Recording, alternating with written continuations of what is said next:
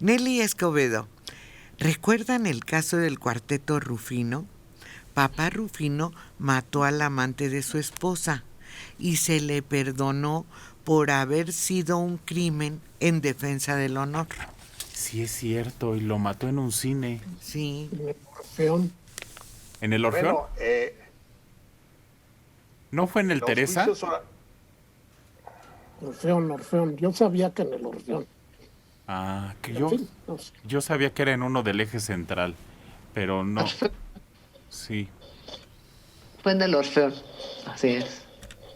Fíjate, los jurados populares terminaron en 1929-28 por ahí, cuando la que fue la primera Miss México, María Teresa Landa, se había casado con un general que tenía ya estaba casado y con hijas, pero en Veracruz, que además, curiosamente o muy inteligente el general, su esposa se llamaba también María Teresa. Entonces ahí sí no puedes tener dos amores, ¿no?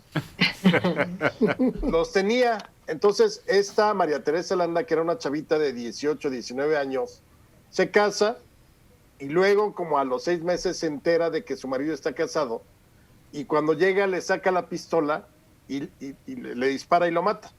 Pero se arrepiente en el momento, pues, obviamente va a un juicio, a un jurado popular con juicio, lo defiende uno de los grandes tribunos que tuvo México en el Porfiriato, que era del cuadrilátero, Mario, era Nemesio García Naranjo, José María Olaguibel, no me acuerdo ahorita el abogado. Querido Moeno, y faltaba otro. Bueno, lo defiende y él le decía, venga usted con su de luto, con sus labios bien pintados, y el jurado de puro hombre, pues obviamente ella, Miss México, había sido del primer concurso de Miss México, pues era guapísima, la exoneraron.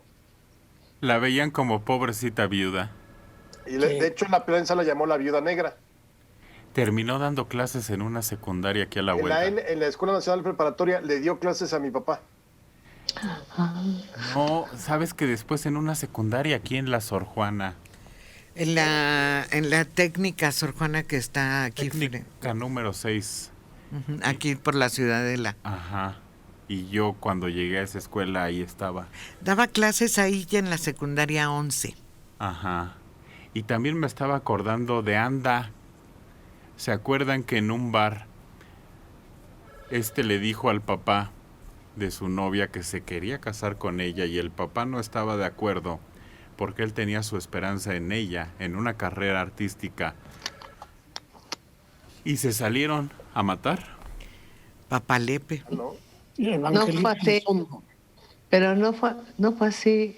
De Anda, parece ser que no se quiso casar y el padre va y le reclama. No. La hija. ¿Estás hablando de Ana Berta Lepe? Sí. Sí. Agustín de Anda. Agustín de Anda. Él se niega a casarse. Y Evangelina Elizondo. No, pero ese es otro caso. Ahí es Pagani.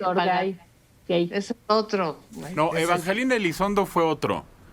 Sí. Evangelina Elizondo estaba con Ramón Gay en el coche. El abogado Paganini o no sé qué va y lo mata a Ramón Gay en el auto. Ese es otro caso. Y el que llora amargamente al otro día es Arturo de Córdoba. Claro. Que le lloró brutalmente como si fuera la viuda. En el sepelio. Era la viuda. Era la viuda. Sí. Ahora se ha develado que Ramón tenía otras preferencias, que ni siquiera podía haber estado con Evangelina por intereses de su belleza. Era una mujer muy bella. Pero el ex esposo Paganini llegó y los encontró, hasta el perico, acuérdense, que mató. Bajó del coche Ramón, se hicieron de palabras y el ingeniero disparó. Una de las balas perdidas mató a un perico. No, yo digo de Anda. ¿Cómo se llamaba? ¿Cómo dijiste, Mario? Agustín de Anda. Tenía mucho futuro en el cine, era guapo, era de una familia poderosa y se quería casar con Ana Berta Lepe. El papá, en La Fuente, creo que fue en La Fuente, en el bar La Fuente, discutieron. Él se quería casar, pero el papá no quería que cortaran la carrera de ella. Pues no, apenas estaba recibiendo las ganancias como representante de Ana Berta. Y creo que él era militar. A eso no me acuerdo. El caso es que se salieron del bar. Y él llevaba pistola. Y lo mató. Pero sí se quería casar. Ese fue el problema. Sí. Que se quería casar. Miren, me están dando aquí los datos. El equipo de investigación de Buenos Días. Llamen a la Cruz Roja, que venga una ambulancia, pero rápido, este hombre se muere. Se escuchó afuera de la escalinata, en el cabaret La Fuente. Estaba en Insurgentes. Se trataba de Agustín de Anda, hijo de Raúl de Anda. Les digo que era joven, guapo. Charro negro. Ándale. Y poderoso este muchacho. Tenía todo. Todo estaba servido en su mesa para tener una gran vida. Mayo de 1960. En los periódicos se leía: Guillermo Lepe mató al novio de su hija. Los dos eran promesas juveniles en la industria cinematográfica. Iban a casarse en unas semanas. La pareja ya había anunciado públicamente su matrimonio. Aquella noche del 29 de mayo, después de pasar todo el día juntos, llegaron al centro nocturno. Ana Berta tenía que presentar un número. Sería el último que vería su amado Agustín.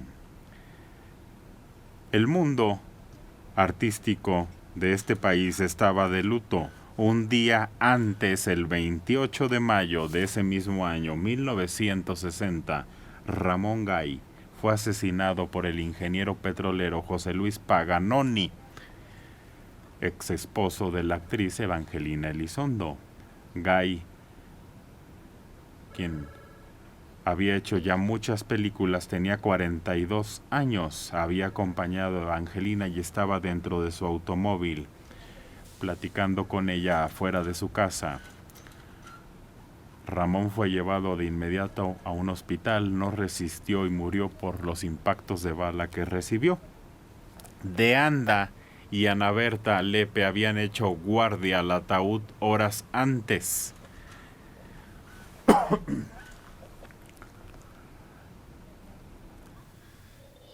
Sobre la boda, ya había sido anunciada.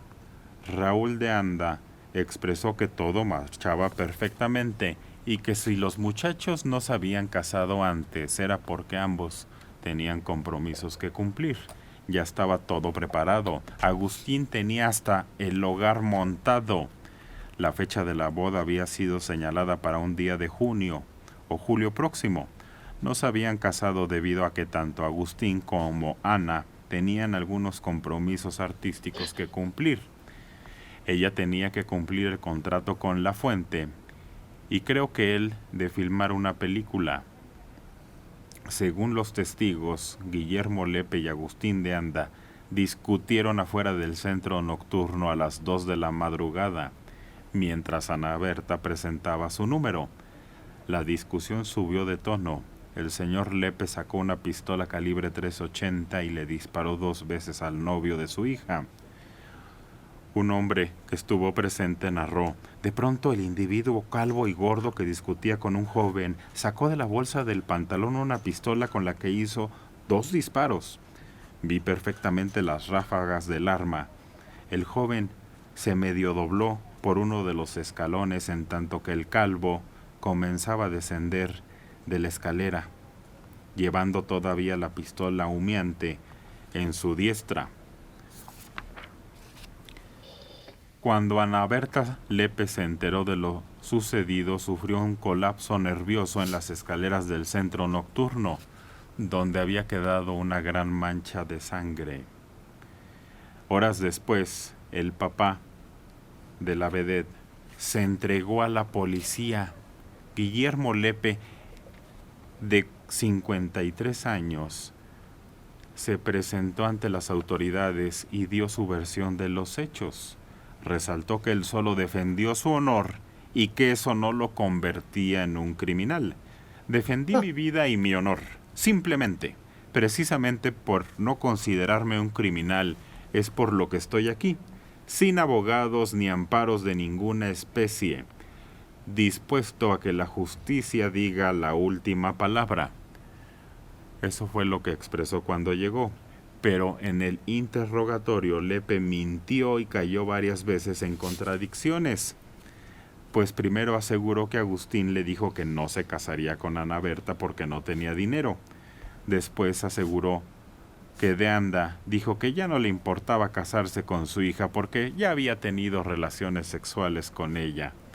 Palabras que según el señor lo hicieron enfurecer. Me indigné mucho al escuchar aquello que para mí era la sorpresa de la vida. Me ofusqué tanto que contra todas mis costumbres le injurié de la peor forma llamándole canalla, cobarde y otras palabras más fuertes aún. Incluso... Contra sus costumbres también lo mató. Sí. Guillermo No acostumbraba a matar a la gente, ¿no?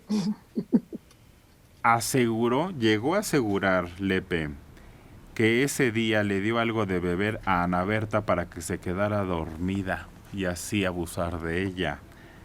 Y dijo que se acababa de enterar por su esposa que Ana había sido llevada a una clínica para que le practicaran un aborto. Esas imprecisiones ilógicas fueron las que lo hicieron caer. Pues qué curioso, y sí, fue el día siguiente de Ramón. Apenas salía uno de la agencia funeraria cuando ingresaba el otro, que horas antes había estado haciendo guardia ahí mismo. El charro negro estaba descansando cuando se enteró de la muerte de su hijo. Ana Berta cayó en depresión. Dicen que incluso se acercó al alcohol, subió de peso y dejó de trabajar por un tiempo. Esa es la historia de esos asesinatos que conmovió en aquel entonces. Sobre todo la secuencia. Sobre todo por lo innecesarios. Sí, por lo absurdos. Absurdo. Hombre, por favor, ¿qué amenaza podía representar el de Ana Berta? Y sobre todo los artistas clamaban porque decían que dónde estaba la despistolización que se había prometido en este país. Era uno de los argumentos que se manejaron ahí. Fíjate, hace 60 años. Y es que era muy común que la gente estuviera empistolada en aquel tiempo y que terminaran así las discusiones.